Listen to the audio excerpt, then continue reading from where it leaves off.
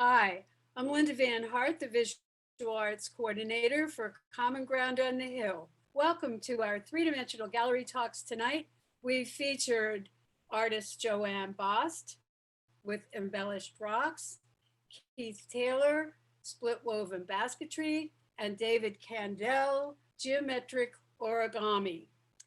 One of the things that we've talked about each evening is the difference between people who are sheltering at home and people who migrate home. Artists migrate within themselves to find that imagination, those creative juices. And most people who are artists have been using this gift of time to exercise their creativity. Migration is a very active word. Sheltering is a protective word.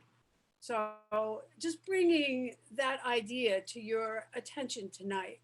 Another thing I want to discuss with you, and each of these artists may give you their opinion about it. There are differing opinions about what is fine art and what is craft.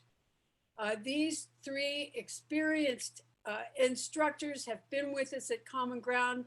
They've been brave. They've migrated to online teaching, and it's been tough, but they're accomplishing a lot with what they're doing.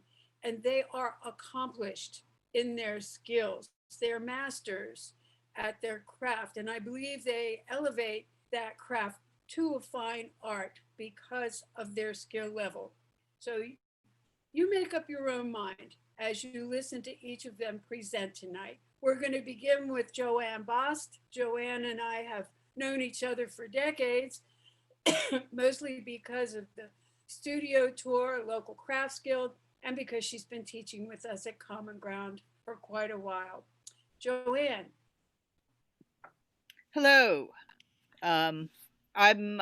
Do I need to go up and? No, I can't. Oh, there you go.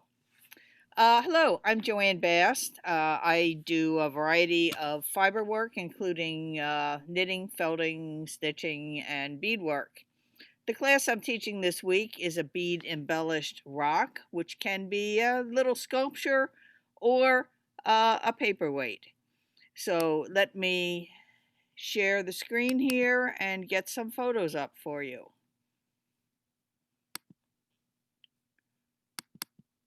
And where's it coming?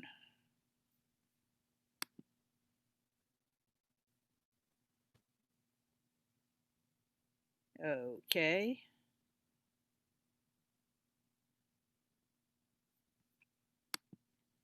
Okay. Here's an example of a beaded rock. It's just a couple inches.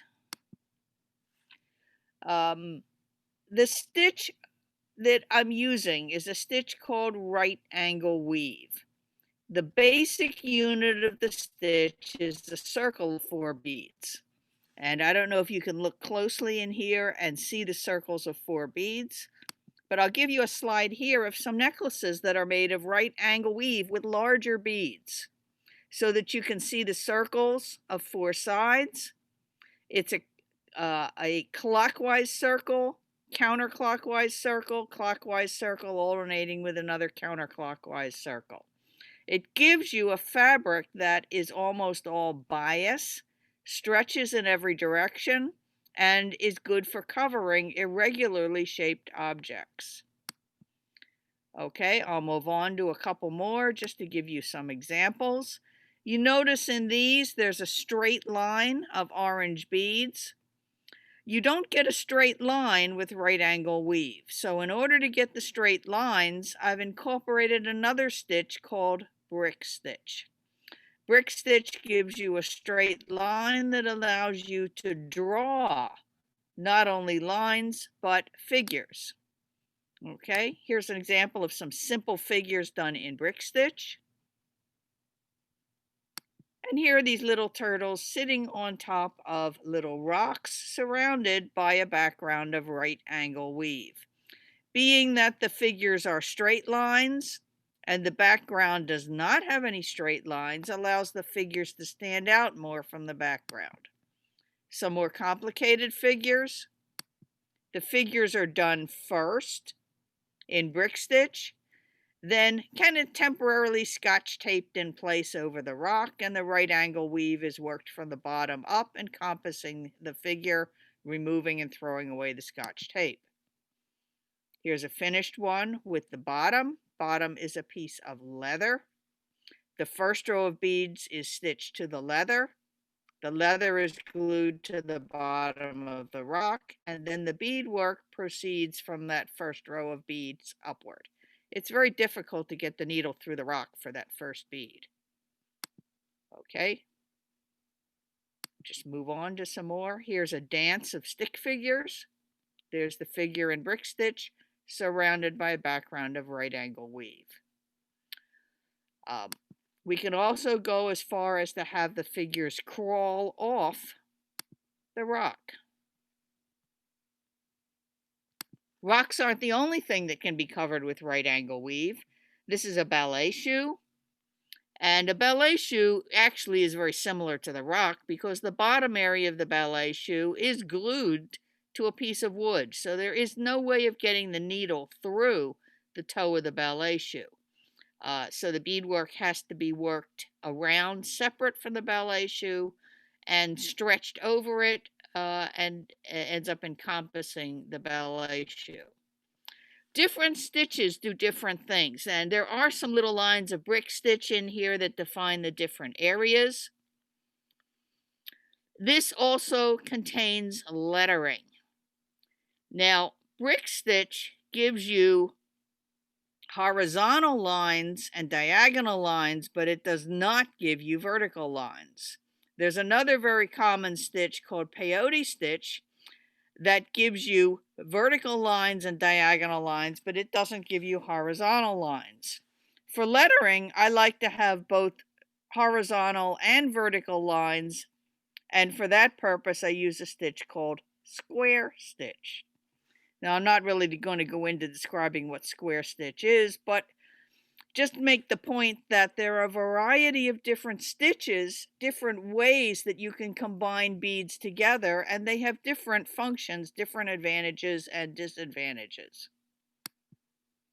This is a piece called Tap Soul, S-O-U-L, because the soul of tap dancing is the sole of the foot. It says step, stamp, stomp. These are letters done in brick stitch where they're curved into kind of irregular letters. Okay, this is a sample I did just as an example to give you an idea of how expressively drawing-like brick stitch can be. Okay, again, a brick stitch piece.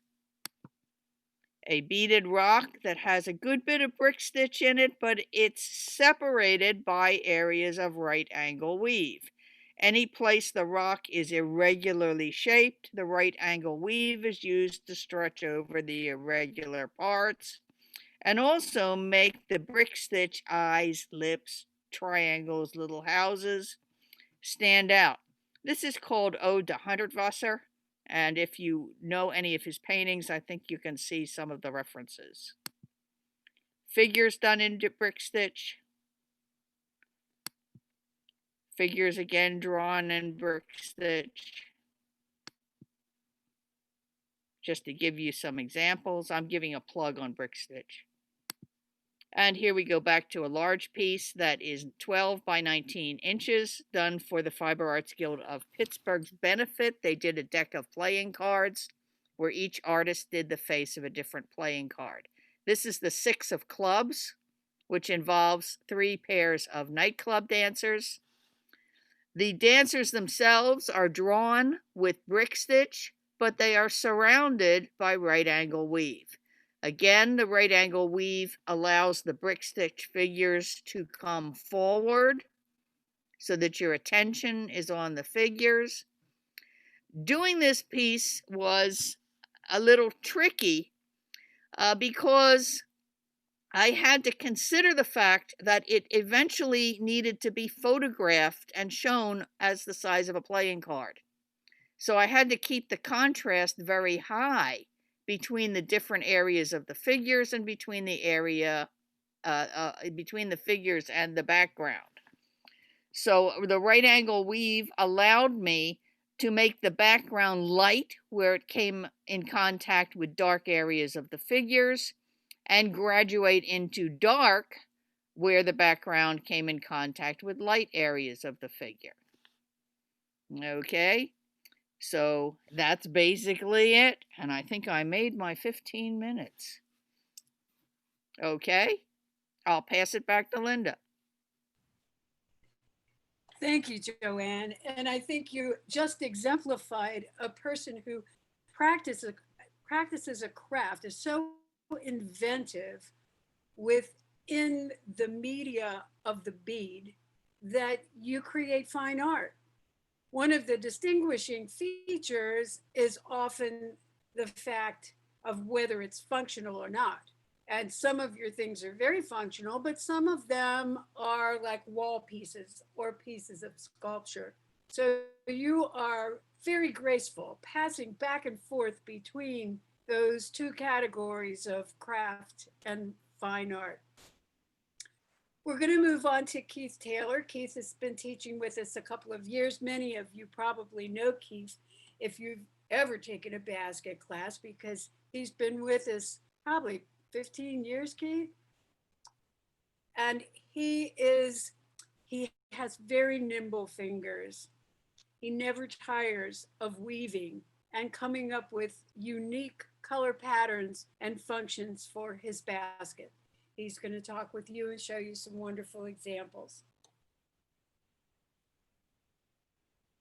My name is Keith Taylor, and I am teaching the basket weaving class this week. A little bit about me. I'm a graduate of Western Maryland College. I was an art major, but I went on to teach elementary school, both first grade and fourth grade, for about 7 years, and then became a media specialist, where I was for till I just retired this year at 39 years. I am a basket maker, but it is a hobby for me. It is a passion. It is a creative release. So it allows me the opportunity to feel artistic and make baskets. I don't sell them. I usually give them away as gifts to my family. They're probably sick of baskets. But I love also working with people and getting them to find the joy of creating with their hands. So I started out with an adult ed class at Westminster High School with Carolyn Freitag. And just when I was starting to get into it, she retired. And so I was in search of another basket group, and I found one at the Roland Park Country School with Bob Moore. He was teaching Nantucket baskets. And I love the Nantucket baskets because they are so fine. I'll show you an example. They're so fine and delicate, and yet they're so sturdy. So they look very expensive, and they are very expensive if you ever go to buy them, but not if you're making them. But he only offered 3 classes, and I took those 3 classes and convinced him to teach one more class. And then he wanted me to join the guild, and I thought, well, I can do this at home. So once again, I was in search of a basket instructor, and that's when I came across Common Ground 18 years ago, well, 22 years ago now, and I found Joyce Sham. And I took the first class with Joyce, and I was immediately found my place. And I came back every year and took Joyce's class, and she became my mentor, but she became my personal tutor as well. I would say, Joyce, I want to learn how to make something with the lid, or Joyce, I need to know how to make compartments in my baskets. And it gave her the challenge, but it also challenged me to make the basket. And there I also learned the 3 different types of baskets construction. I took Mary Grant's sweetgrass baskets, and this is a coiled basket where they are stitched. And you can see here the sweetgrass is bundled together, and then it is stitched and latched to the row below it, creating the basket. And then the spoke construction, which is, this is a cat head basket that I take with Joyce. And these are free formed, just using the spokes and weaving around them. And that's what my students are doing this week. And then Sharon Schaefer taught me how to do the egg baskets which is the rib construction. So I was so happy to meet Joyce, because even though I love the Nantucket baskets, they lack color. Everyone looks exactly the same. They are made on a mold. So the first one I made and the 10th one I made look exactly the same. There's no variation in it at all. And so towards the end of my Nantucket basket classes, I was kind of breaking away from the tradition of keeping it all natural. And I started to use some of the other techniques that I learned. So I started to weave in color and patterns, both random and not so random. And it gave me it allowed me to feel artistic once again by adding those to it. Now, I've done lots of baskets over my classes, some of them very small, like this is made out of white ash. And this was one of the last ones that I did with Joyce. She was challenging me to go small, because I'd also gone and made very large baskets with her as well. Baskets are made out of lots of different materials. Here is one where I said I wanted to learn how to do different sections within it and different patterns. As you can see, Joyce was very big into the shaker style and the math behind all of it. And I was trying to convey that with my students the other day, is how much math is actually involved in basket making, especially when you're doing a twill pattern like my intermediates are doing here. You need to make sure that your pattern continues all the way around and ends and begins at the same spot, so that it's just a continuous pattern. So you have to make sure you have the right number of spokes and the right number of parts to that pattern, so that it would cover all of those. I asked her that I wanted to make a lid, and so we did, again, the traditional, this is a feather basket. It has a lazy twill, because this is a continuous weave, but it has an even number. So it really should be a start and a stop weave, which is what my beginning students are making, starting and stopping each row. This is just one continuous around the basket from the bottom to the top. After I took Sharon's class, she got me interested in being more decorative with the handles. You can see how even the handles are woven there. And on this one, you can see the fine cane that's woven on all parts of those. And that's done during the weaving process. Sometimes things are done after, and you put an applique on there, like this basket was done and then the blue was stitched on top. This basket was done, and then those three-dimensional pieces of thin cherry wood were then woven in to give it that three-dimensional look. Here are pieces that were just added, short pieces behind the spokes to give that spiral look. And these diamond patterns here were also added afterwards. These pieces were put on after the basket was finished. So even though you think your basket's finished, it doesn't have to be finished, because you can do the handles, you can do lots of other things on the surface. My last thing that I wanted to do was to do an antler basket. But antler baskets are pretty hard because each antler is different. And so it's not like you're going to read a pattern and be able to just follow that pattern to make the basket like this one. I can read the pattern and make this basket, and it's going to look somewhat like this each time. But with an antler basket, they're all different. So once you have your antler, you have to decide how you're going to incorporate it into the basket. This used the technique that I learned from Sharon Schaefer, which is the ribs. I had to drill through the antler to insert the top rib, and then from there built out the basket. And this happens to be done in round reed, flat oval, and even this is seagrass here that is woven into it. So that's pretty much it with my baskets. One of the variations that I've done on the double bottom apple basket, which is this one that my beginning students will be making, is taking that and switching it over so that it has the patterns in it as well. And we make these into Easter baskets, and all my grandkids and my nieces and nephews all have one of these. So that's it for baskets. I don't know if anyone has any questions, but come to my class, you'll love it. Thank you, Keith. Obviously a man with a passion for baskets and the facility, the mental facility to figure out those complex patterns. I love the ones laid over the top. Excuse me. Joy Sham was with us for many years. At one point, she was front and center in the American Crafts Council Winter Market in Baltimore, Maryland. And I said to another basket maker I knew, I said, wow, Joy Sham has a really prime spot. And he said she deserved it. She's one of the 6 best basket makers in the nation. So Keith has learned from one of the best, and in his quest to investigate all those different styles of baskets and patterns and colors and shapes and sizes with and without lids, he's become a master himself. Thank you, Keith.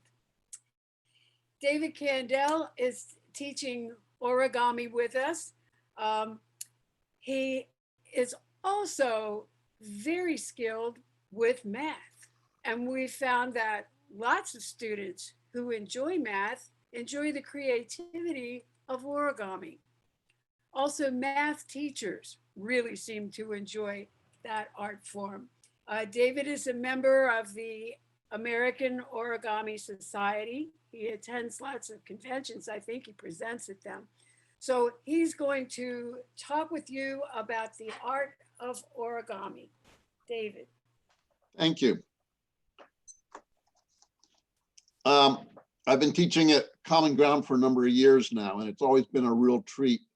Origami USA every year has a big annual convention where you have 500 or so in New York City, 500 or so of the geekiest, nerdiest people sitting around folding, we have hundreds of classes and folding all sorts of stuff. And it's really a blast. We obviously weren't able to do it this year, so we did it online, and we had 1,200 people sign up.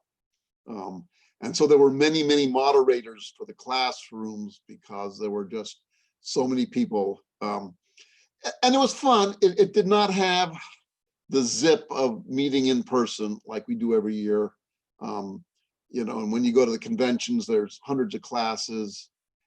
But what's exciting is all the time in between where you sit down with hundreds of people and you teach and learn and see what's going on. And so that whole element is missing.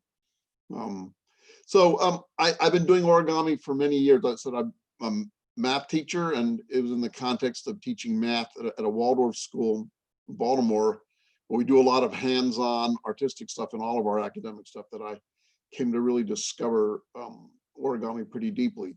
About 25 years ago, there was a real big explosion in the world in terms of mathematical origami. And there are a number of subsets of that, and I've enjoyed doing all of that. And I'm lucky at Waldorf because I can teach a lot of my math classes using a lot of origami. And it is certainly a much better and more enjoyable way to learn a lot of geometry by actually making and folding and feeling that in your hands. So I at Common Ground, I usually teach a sort of a basics of geometric origami, which a lot of teachers take. And then I've got a whole lot of other specialties that I teach and I do work in. So I'm going to talk about some of the work I do with tiling called tessellations. It's one of the 3 major mathematical areas. It's the most complicated one in that, as you'll see, it involves doing an enormous amount of folding and preparation. People usually say the people who do tessellations have got way too much free time or are really OCD. I won't say which of those describe me best. But there's also some Zen stuff with just doing all this folding and creasing and figuring out this stuff. One doesn't have to be a geometry whiz to do it. One just has to sort of recognize where there are patterns, just like Keith with the basket. You can look at these and see where the patterns. The tessellation, as many of you know, the word tessellation is Latin and involved with tiling. And so our world in all cultures and all times and places have tiling in all sorts of places. If you look at the floors, the roofs, the ceilings, where you see repeat patterns, it's used very functionally in sidewalks and all sorts of construction stuff, but it's used also very decoratively. And we've all done tessellation tiling stuff in middle school and high school math, where we've been given buckets of geometry blocks and put things together and to make repeat patterns. And in the fabric world and the art world, sometimes it's called repeat all over patterns. In mathematics, there's some very specific definitions, but the notion is that you will create a pattern that repeats and repeats. Every time the geometric figures come together, they do it around a vertex so that there's no overlap and there's no gaps. So the experience we have of doing that, and those of us who are a little older, you have to sort of dig back into your brain when you were in middle school or high school. But as I said, we were giving these buckets of different geometric figures, and we put them together and made all sorts of really interesting figures. And we use that partly to discover what geometric figures would tessellate, what ones wouldn't, and it makes for some great math lessons. So what is amazing is just in the last 15 years or so, we have sort of figured out how to do that with paper.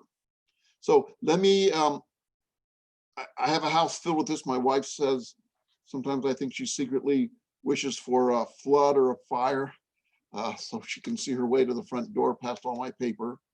But I've got a couple examples, and I'll talk some about the chief features of those. So let me do my screen share here. Okay. Okay, so this is an example of a Celtic weave tessellation. And one can look at this and think that you've got strips of paper and they go over and under and there's a background. And we've all probably had experience doing this sort of stuff.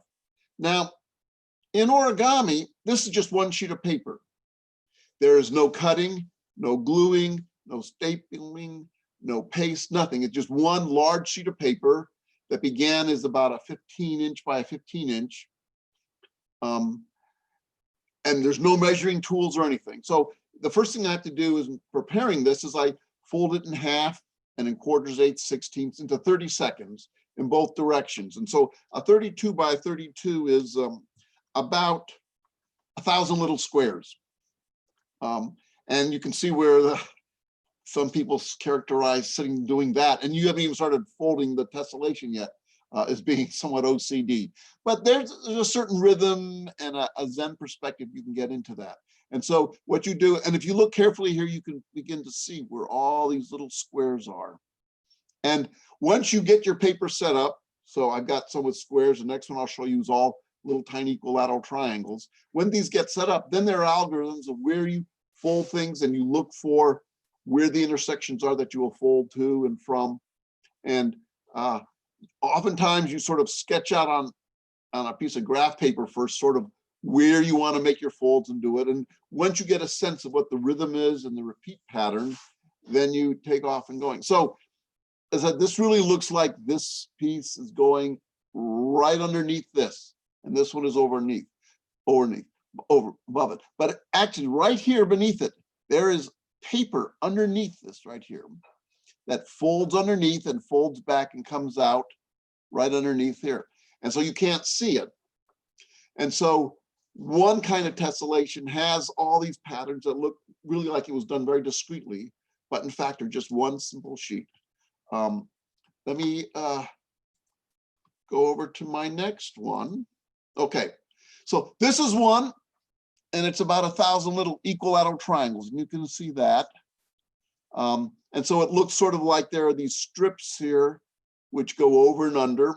So this is a hexagonal weave. And in between are all these equilateral triangles. Now, equilateral triangles, squares, and hexagons are the 3 regular geometric figures that tessellate. You can take any one of them alone and just fill a page with it.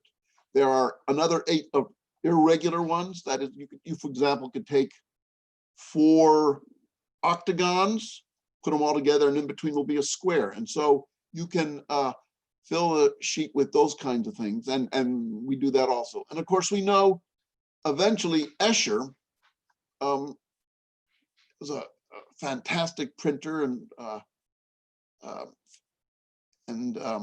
also graphic artist, figure out how to essentially tessellate anything. We're very familiar with the pictures where he's got in the birds, which are tessellated, and as they come down to the water, they slowly morph into fish. They don't look that much different, but they slowly do that and they tessellate. And those of you who've seen stuff of Escher, who was not a mathematician, but he had sort of figured this out. And he, as an artist, he totally amazed the mathematical world and made mathematicians jump in and sort of figure out what is going on here. So again, this is just one sheet, and it gets folded as a different set of algorithms to fold all these squares. This is all these triangles. This is a piece of what's called elephantine. Now, generally you use special paper when you're doing this, because if you're going to fold something with 1,000 creases in it, you want it to be really good. And I said, this elephant hide, and it doesn't come from an elephant. It's produced in Germany, and it's from a very old paper company. And it was used in the front cover plate from books that were, real gorgeous coffee table books and had really a beautiful front piece. So this paper, if you ever have a chance to fold it, is wonderful. You can fold it like crazy. It will not rip, but it makes very sharp, crisp creases, and it doesn't lose. So any of its flexibility and sturdiness. So one of the things about doing a lot of this is you do need the right kind of paper. Now, what we're seeing here is a pattern.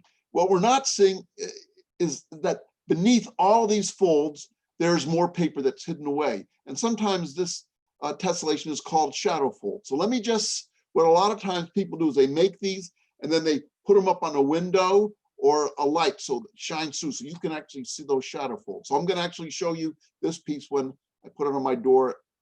So this is the same piece with the light shining through it. And so all this dark area is where there's paper hidden underneath that, and that's what makes it darker. So it's sort of like a side A and side B of a record. You get the one side that you're looking at, and then you hold them up to light, and then you get another whole entire set of patterns. And so, when I first started doing this, I did not know exactly what I was going to get when the light shone through it for my shadow creases. But you can see on the other side, there are those strips and hexagons. Here behind here, I've got these triangles. I still got my hexagons. We can see these strips, and there's the fold right between it. And you begin to get a sense of how things have folded over and underneath here. So all tessellations have this kind of 2-for-1, as it were, the whole shadow feature. A person named Chris Schaefer started doing a lot of this, and he would do it with cloth, and he would make drapes. And of course, it doesn't fold, so he would sew it, and he'd make these kinds of things out of great big pieces of material and use them as drapes. And you'd walk into the house or the building or the museum, and you'd see this gorgeous piece of material across the window with these extraordinary shadow folds. Now, most of these, once they collapse, are pretty flat. The new areas that are going on are developing 3-dimensional tessellations. So this is originally a whole series of square tessellations. I filled the plane with these repeat all over patterns. And then you can begin to go in and adorn each of the squares. And so you do some folding and pull them up, and they stick up 3-dimensionally. You can have things that look like this, and they're really quite amazing.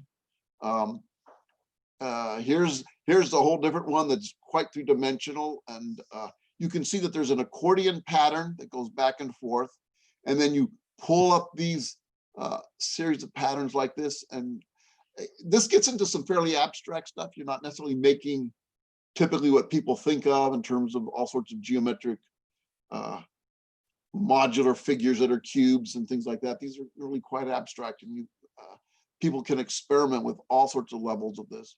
And the last piece I'm going to show, so when I was first learning to do this, I thought tessellated, you had to use all regular figures. Now, of course, we learned that you can tessellate with anything. There's a form called flagstone, just like you think of the stones that would make a walkway and every piece is different. There's a way of tessellating that, and so they're all different. We're all said we're getting into three-dimensional, and the big thing now that people are doing is doing curved folding. And some of the stuff that's being done by the origami engineers and programmers are just the most gorgeous curved stuff. So again, this is just one sheet of paper. And it's made up of all squares and rectangles. So this has got about 1,500 little tiny squares that you can see all of those. This is a big piece of yellow elephant hide. And that we've got them different kinds of spacing. We've got these cross slats here. We've got rectangular ones, but then we've also got squares. And so people are learning how to fill and tessellate with all manner of geometric figures. And the more complex ones you'll see, people can put many, many of these things in. So people asked a lot about, well, is this just simply artistic and ornamental, or are there practical uses to it? And there is. And so the ability to take something big and fold it down and collapse it has been used in the design of satellites, that you fold it down real small and collapse it in certain ways, and then send it up on spaceships. And then when it gets out there, it can unfold and open. And at the other end, you can take and make tiny little micro cameras that tessellate and fold up really small. They go into your body, and then they can open and take pictures of an area where there may be some medical concern or disease or something. So the ability to have all sorts of ways in which paper can fold and unfold, and even be electronically programmed to do that, flows just simply from using a piece of paper like this. And of course, the whole metaphor of the DNA and life unfolding is not an inappropriate one. So I will end with that. Thank you, David. Well, I think you've brought some things, some commonalities together. I just can't miss the similarity between some of the folding, the tessellated folding in paper, and the beautiful patterns that Keith makes in his woven baskets. Do you want to speak to that, Keith, since you have experience in both fields? You've taken David's class. Yeah, I do. I see the similarities as well with the patterns. And sometimes you want that pattern to continue, be a continuous pattern like in the basket here, or the one that my beginning students are going to make. But sometimes you want to take that pattern and you want to take it one step further and make it look like a pattern, but then the pattern is broken. So I have this basket here where it has the stripes where you think it's a full row of blue, but then when you look at it, some of the rows, the blue changes or it goes back to natural. And this is all done after the fact, but it still creates that pattern, but a broken pattern. So I have that, the patterns in lots of different baskets to show the repeat. Yeah, I love patterns. Well, and something similar between what both of you do and what Joanne does, only her ingredients are so much smaller. She separates the techniques into basic stitches, which allow her a vertical line or a horizontal line or a curved line. And with the beading, she's getting very vibrant patterns. Do you use words like repetition, alternation, inversion, superposition when you're talking about pattern making? I don't use those words, but you're dealing with tiny little dots. So basically you're dealing with a pixelated structure. So you put it together the way you want to put it together and make changes, make alterations to get the desired outcome. And sometimes you don't even know what the outcome is going to be when you start. Well, you know, when you fold a piece of paper into 1,000 squares, you're essentially pixelating the paper.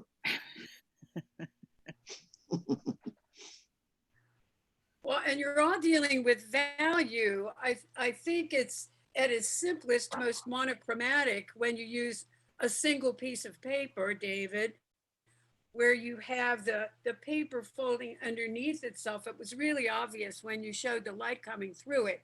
So you have the lighter, seemingly brighter values, and then you have the overlapped, darker or kind of shadowed values where there are more layers of paper. And I think with Joanna, especially in the playing card, she was really, really concentrating on value, where the lighter value against the darker figure showed up, or a darker value against the lighter figure. And in Keith's baskets, you're getting contrast with all of those colors. Sometimes it's monochromatic, but often you're using some kind of color scheme that against the natural form of the material. Color seems pretty important to all of you. As far as craft or fine art, what category do you fit into? Or do you walk the line like Joanne does? She dances back and forth across that line between craft and fine art. I don't think it makes any difference about what you? you call it. It is what it is what it turns out to be. At Waldorf, the term is called sort of that in-between area of practical art. That is, you're coming out of a craft tradition that you're going to be using for all sorts of purposes. It's not just going to sit somewhere and look at, and as lovely as it is, but it's actually meant to be used. So you're thinking about durability and all those kinds of issues that make it possible to use it, wear it, cook in it. And Keith's stuff certainly is very practical. Right. Yeah, we weren't born with pockets, so we learned how to make baskets. Unmute yourself, Keith. I was just there. I think I. Nope.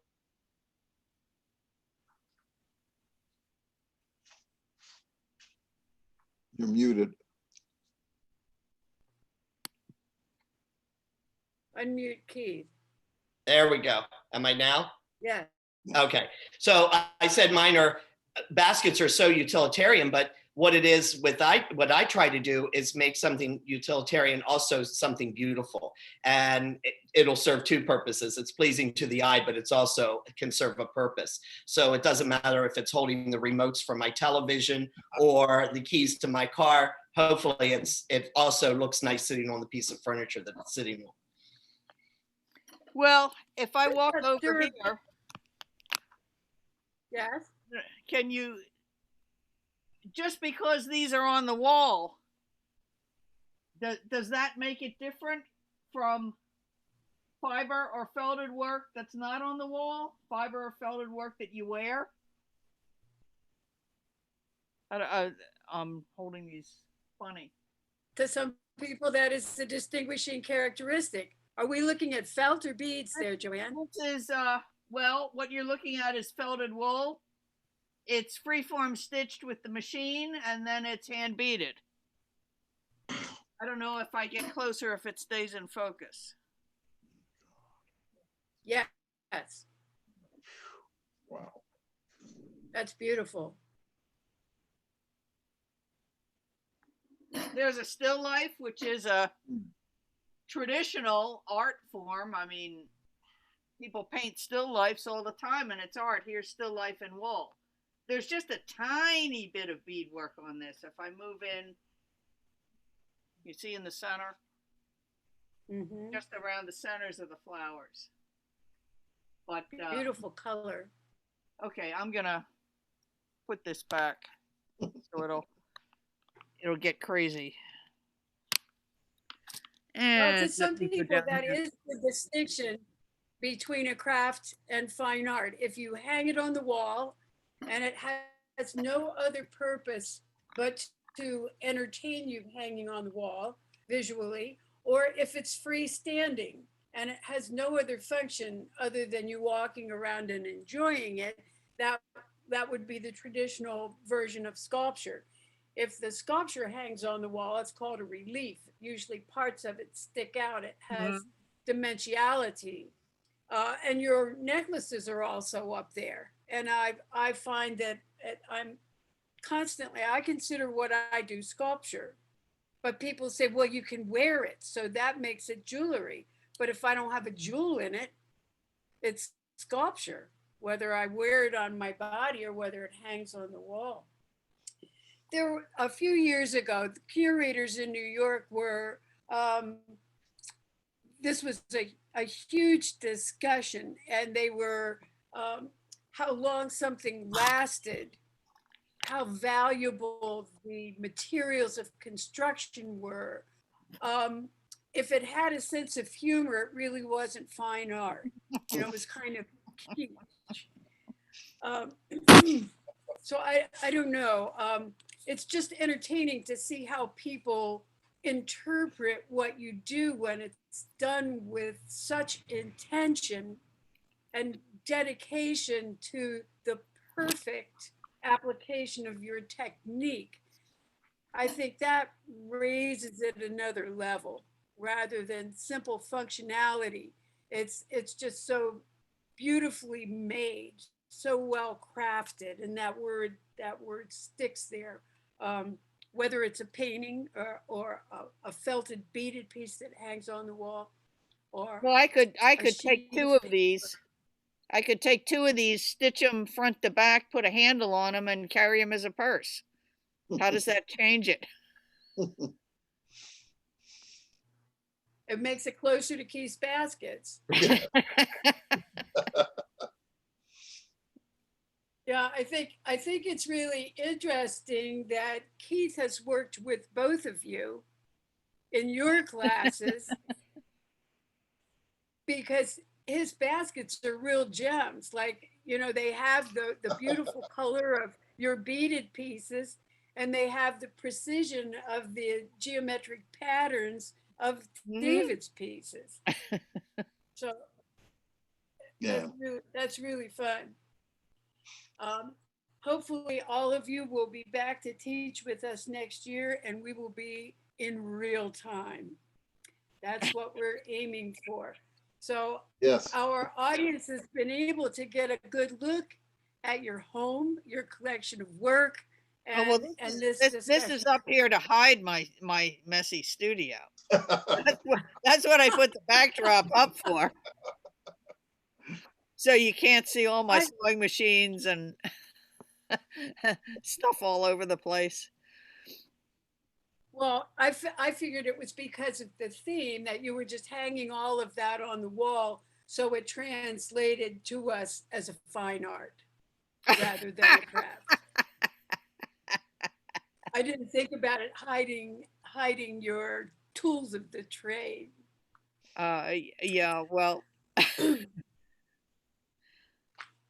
Well, thank you very much. Let me give you a brief rundown of what we have in store for us the rest of the week so that you know what to tune in for, your specialty. Hope you tune in for all of that. We are 6:30 to 7:30. Wednesday evening, we're going to start with Sue Bloom, who she wrote the book on digital painting and collage. It's been translated into 12 languages. She is a resume item for every student that takes her course because she is internationally known. So if you want to learn a little bit more about digital photography, she's going to kick off the discussion tomorrow night. Catherine La Pietra often does. She comes from a strong theater background, and she's working with us as a costumer, making accessories and making costumes. So she will talk to us about the fashion part of expression and how what she does helps your inner wild thing come out a little more in what you wear. And of course, I'm all about that. We'll wrap up with a new instructor on Wednesday, Gail Matthews. We had to adopt her. Gail's become a partner at Off Track Art, so you can see her work anytime you go into Off Track Art. She is a needle felter. And I had to debate what night to put Gail because she is a sculptor. She's a sculptor in felt. And she makes these characters, these felted animals that have very distinct personalities. They have a life of their own. So that's our Wednesday night. Thursday night, Phil Grout's going to kick off that conversation. We're concentrating on Thursday on public art.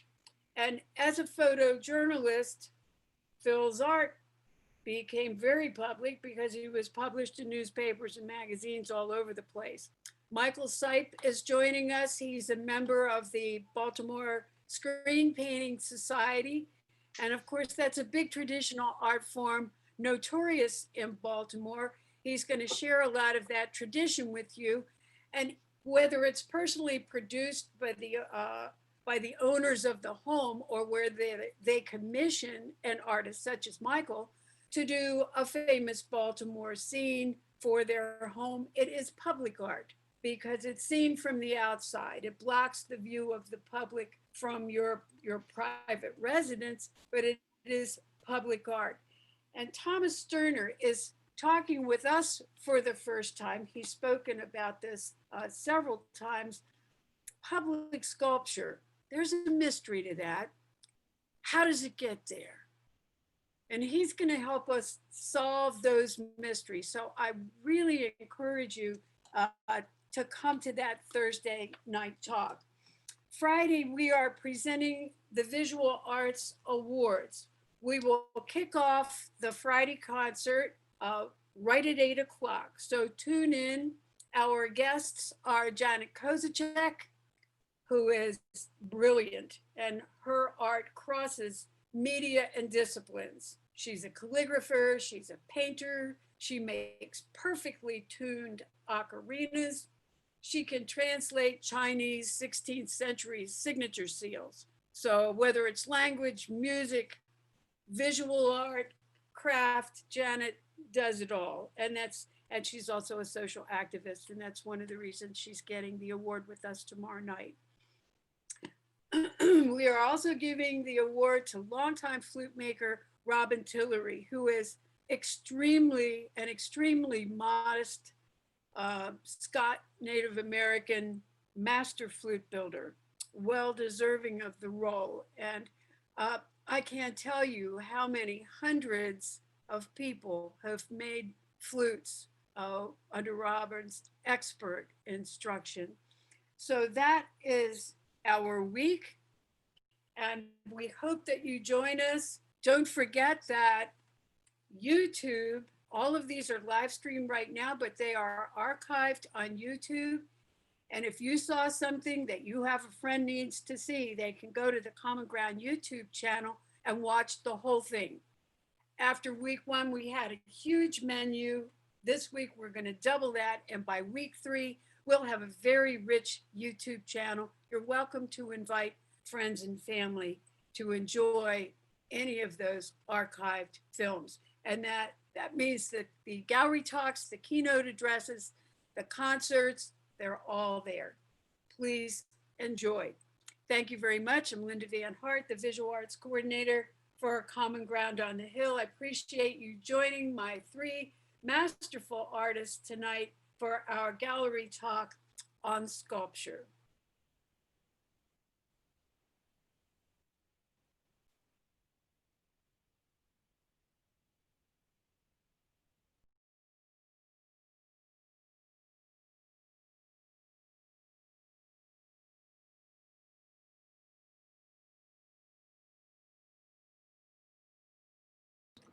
And folks, we are out.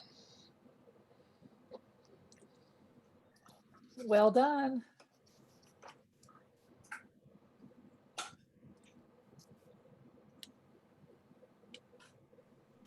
That was Hi, Linda. beautifully done, everyone. Thank you. You're welcome. So is the award Wednesday night or Friday night? Walt has changed it to Friday night. Okay, so the 2 art awards are Friday night. And we are the first part of that concert. So Okay, we'll have the gallery talks ending, oh no, we don't have gallery talks Friday night. We'll Oh. come in right at 8. Do I Okay. use the same thing for that, the same code for Yes. that Yes. as we do for this? Yep. and do you Okay. want me there then Friday night to help with the slideshow? I'll do that. You'll do that? Okay. Get me the slideshow. Rex, I'll manage you wanna do that? slideshows. I do the AV for those Okay, things. how is Brandon putting together PowerPoints for each one of those? Yes. And I'll run it by And- you tomorrow. I should have it